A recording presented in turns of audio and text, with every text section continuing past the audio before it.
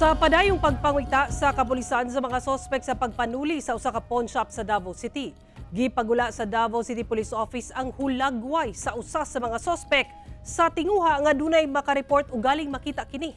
Na-recover na sabang usa ka SUV nga gisakyan sa mga sospek pasibat nga unang nakuhaan sa CCTV. Ano report ni Argil Relator.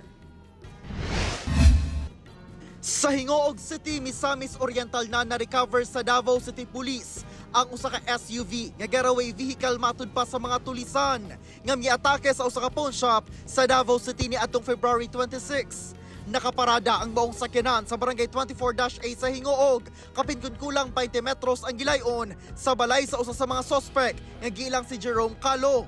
Nailhan ang maong SUV nga gisakyan sa mga sospek ato sa ilang pagsibat. Humanakuhaan kini sa CCTV. Nakuha po nato dito ang katong nakuha nato nga CCTV kung sa to siya nga plate number sa Innova maupod same nga nakuha nato dito sa area sa maong nga suspect, sir. Wala na siya dito, sir. Samtang ipagawas na sa Davao City Police ang hulagway ni Calo, agig panawagan sa katawhan nga kung dunay makakita sa maong suspect, gilayong i-report kini kanila. Una na nga mihatag ang kapulisan og reward nga 100,000 pesos sa kung kinsa man ang makahatag og impormasyon sa matag usa sa mga sospek nga mo resulta sa pagkasikop nila. Wala sab gisirado sa otoridad ang posibilidad nga sobra pa sa udom ang sakop sa grupong nanulis sa pawn shop.